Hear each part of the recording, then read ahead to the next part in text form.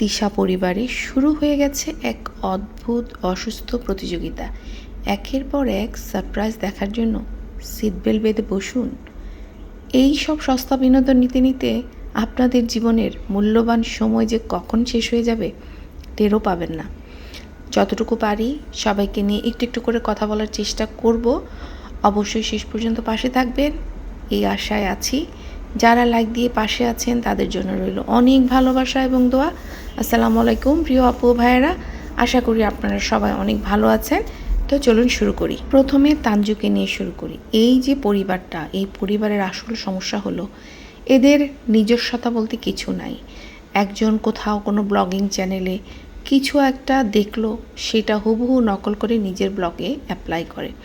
তারপর তাকে দেখে পরিবারের বাকি সদস্যরাও একই কাজ করে। মানে আইডিয়া না, শুধু আছে কপি পেস্ট সংস্কৃতি। মিমি তো শুরু করলো প্রথম, স্বামীকে দিয়ে একটা ডায়মন্ড রিং কিনে আনলো। তারপর এমনভাবে সারপ্রাইজ হওয়ার অভিনয় করলো যে আমরা দর্শকরা চোখের পলকে সেই সারপ্রাইজ নাটক ধরে ফেললাম। এই কারণে মিমের মাথায় বিষ উঠে গিয়েছিল। ও ভেবেছিল, ও ভাবছে যে কেন দর্শকরা মাথা কাটাবে। দর্শকদের কাজ হচ্ছে শুধু ভিডিও দেখবে আর বিনোদন নিবে, মাথা কেন কাটাতে যায়। আর মজার ব্যাপার হচ্ছে স্বামী জানে, বউ জানে, এমনকি বাসার ওই পক্ষীরাও জানে যে পুরো ঘটনাটা ওদের সাজানো। তারপরেও তারা সারপ্রাইজের নাটক করে। এই যে সারপ্রাইজ যে দিল, তারপরে তানজিলা কি চুপ করে বসে থাকতে পারে বলেন তো? যে কিনা সবসময় ট্রেন্ড সেট করে, ও আগে শুরু করে কপি অ্যান্ড দেন খালারা হচ্ছে অন্ধের মতো তাকে পেস্ট করে। কিন্তু সে এবার একটু পিছিয়ে পড়েছে। তাতে কি হয়েছে? পিছিয়ে পড়েছে বলে আবার শুরু করা যায় না?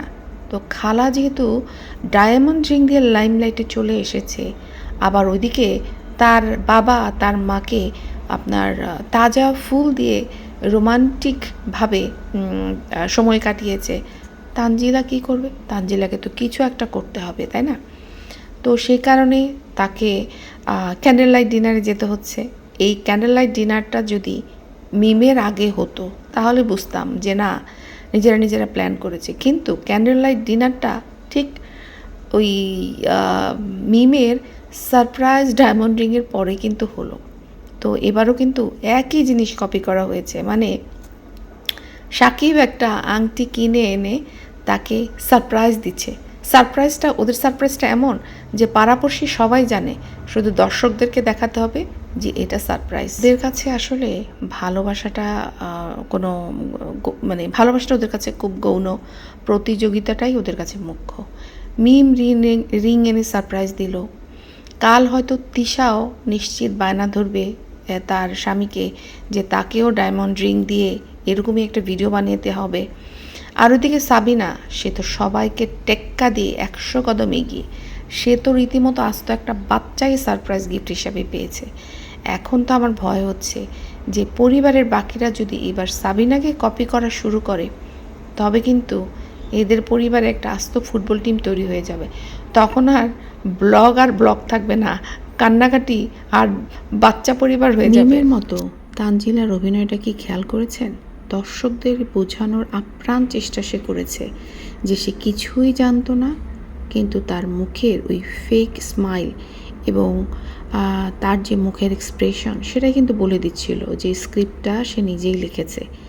সব কিছু নিজের হাতে আয়োজন করে স্বামীকে দিয়ে অভিনয় করিয়ে এখন এমন একটা ভান ধরে বসেছিল। আর তার চেহারাই বলে দিচ্ছিল। চেহারা মানুষের সব কিছু বলে দেয়, কারণ আপনার মনের ভিতরে যা হয় সেটা কিন্তু চেহারায় প্রকাশ পায়। আংটিটা হাতে পাওয়ার আগেই সে বারবার হাত বাড়াচ্ছে। সে কি করে জানে? তাকে তো সারপ্রাইজ দিতে আসছে, সে তো জানে না তাকে কি দেওয়া হবে, তাহলে সে হাত কেন বাড়াচ্ছে?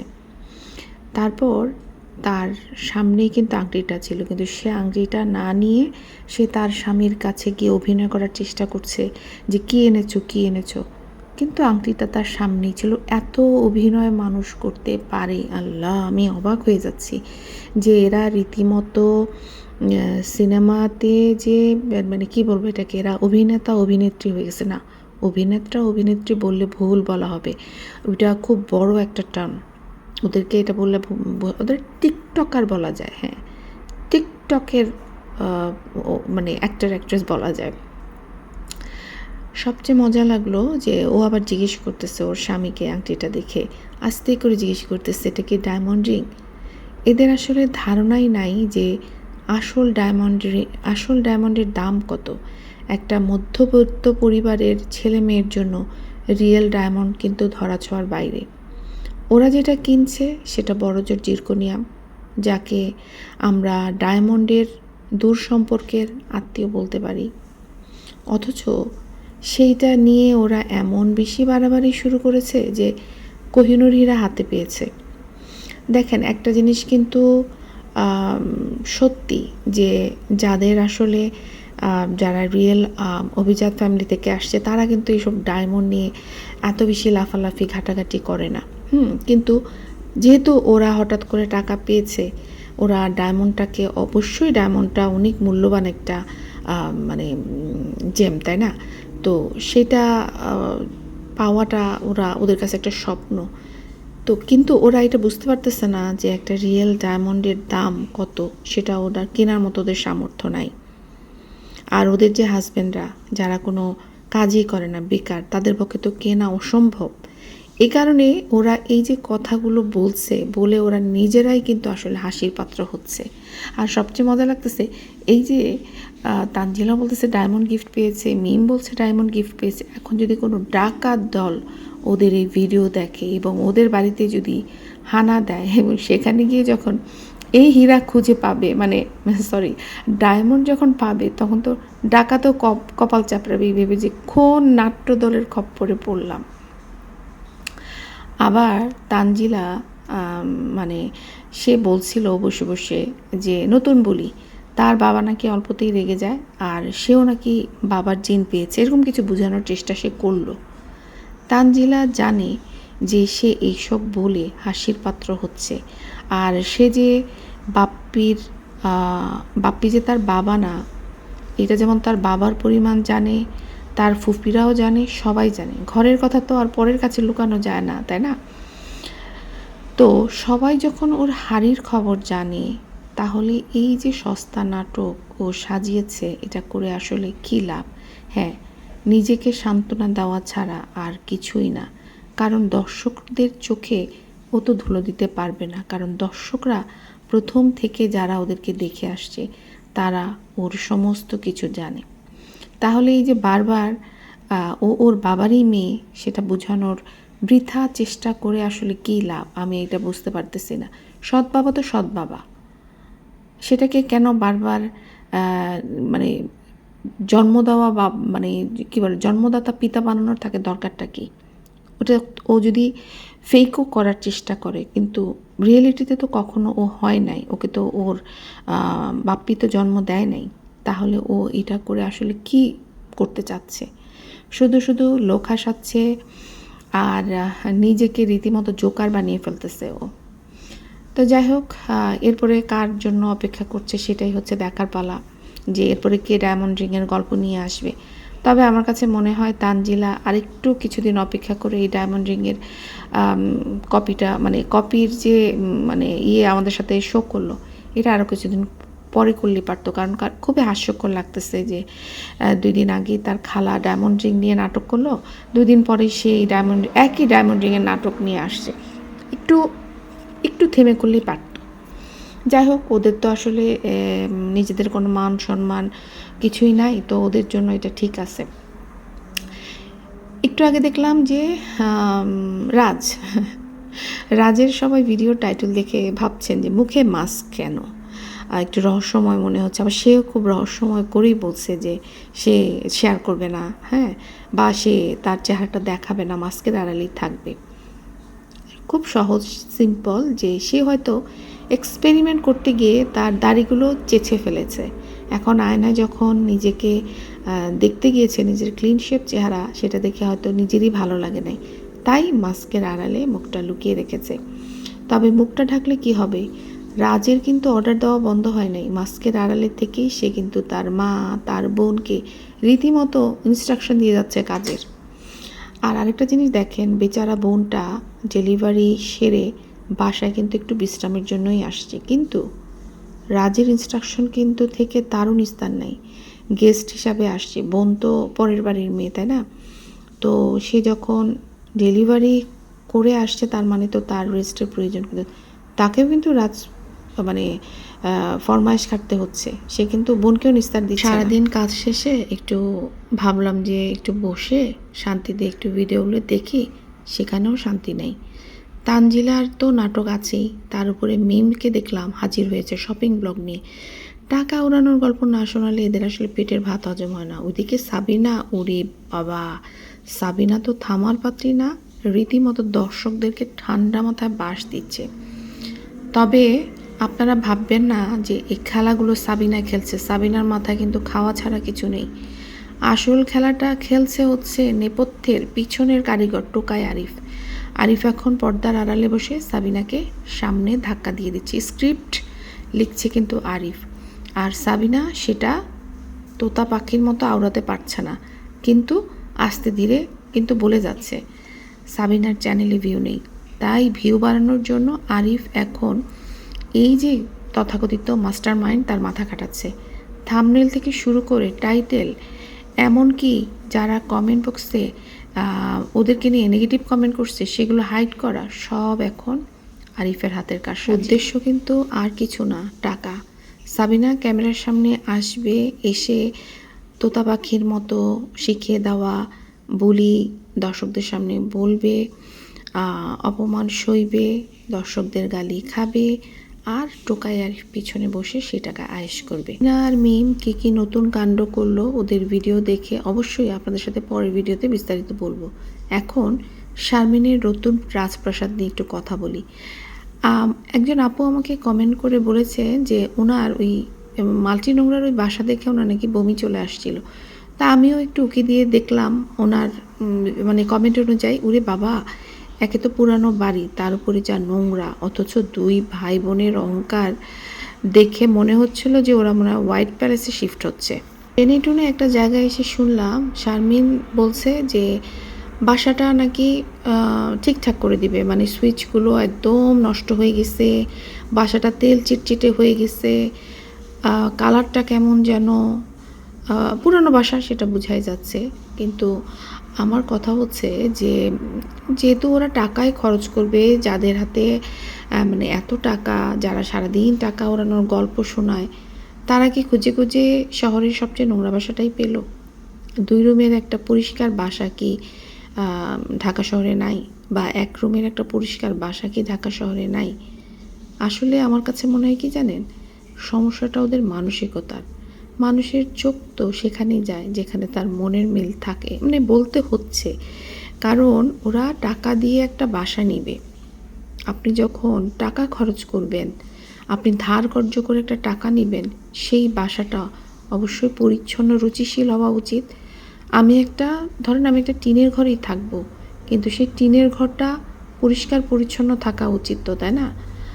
আমি সবাইকে মানে করছি, মানে দর্শকদেরকে আমি এমনভাবে শেয়ার করছি যে আমি সেই হোয়াইট হাউসে কিনে ফেলছি, এরকম একটা ভাবসাব 2 ভাই বোনের, যে তার বোনকে নিয়ে সে খুব গর্বিত যে তার বোন হোয়াইট হাউসে শিফট হচ্ছে।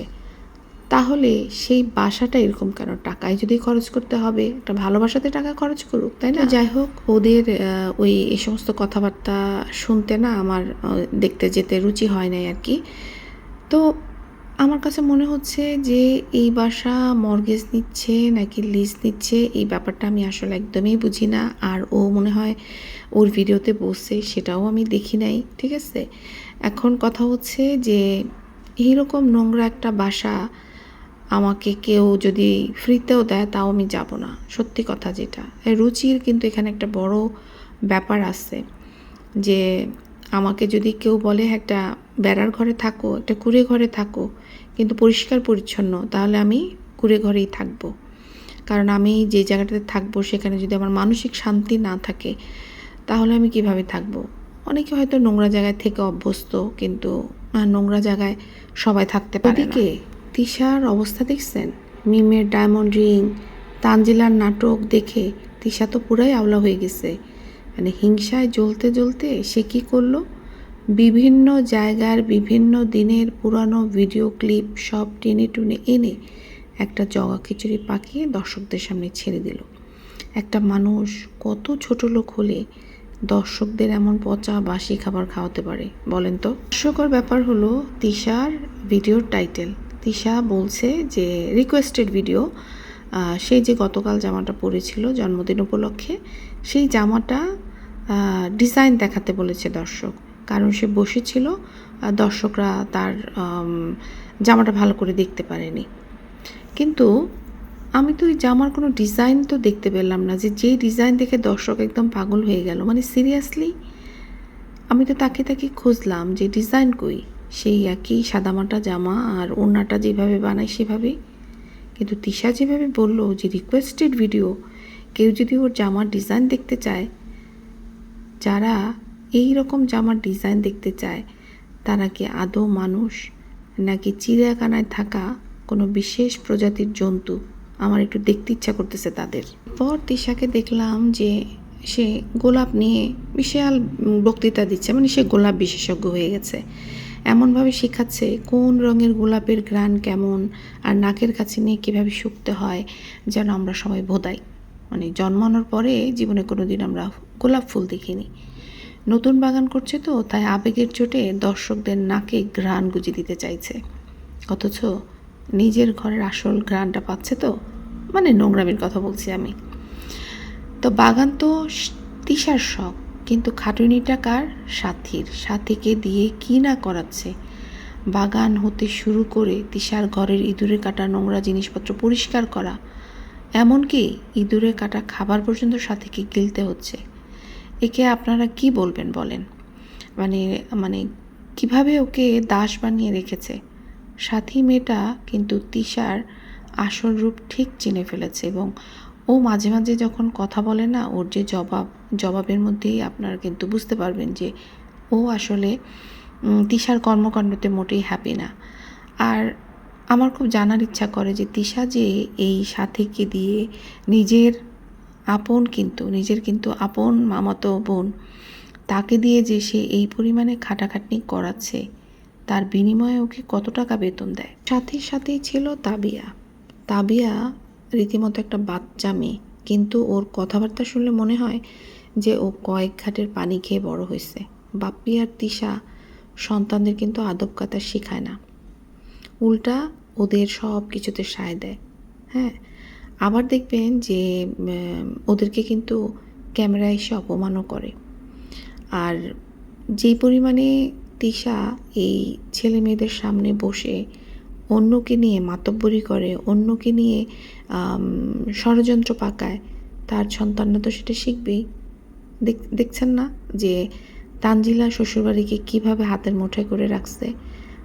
এইটা তো আরও অনেক হবে, এটা মনে হয় 100 ডিগ্রি হবে বেশি। তাবিয়া ও তো হাতের মুঠোয় রাখছে, এ তো নখের ডগায় রাখবে শ্বশুরবাড়ির লোকজনদেরকে। কারণ তিশা আর বাপ্পির সন্তান বলে কথা। আর তানজিলা যে ঘরেই জন্মগ্রহণ করুক না কেন, ওর কিন্তু লালন পালন কিন্তু বাপ্পি আর তিশার কাছেই হয়েছে। তো সেই জন্য ও এরকমই হবে, এটা কিন্তু একদম পরিষ্কার। যাই হোক আপুরা ভাইয়ারা, এখনও সাবিনার ভিডিও দেখা বাকি আছে, জানি না আজকে দেখতে পারবো কি না মিমের ভিডিও। এগুলো দেখে তারপরে অবশ্যই আপনাদের সাথে শেয়ার করব মিম আর সাবিনার ভিডিওতে কি হয়েছে, এবং আপনারাও নিশ্চয়ই অনেক কিছু দেখে এসে আমাকে জানাবেন কি হয়েছে। তো সেই পর্যন্ত সবাই ভালো থাকবেন আর এভাবেই আমার পাশে থাকবেন। আল্লাহ হাফেজ।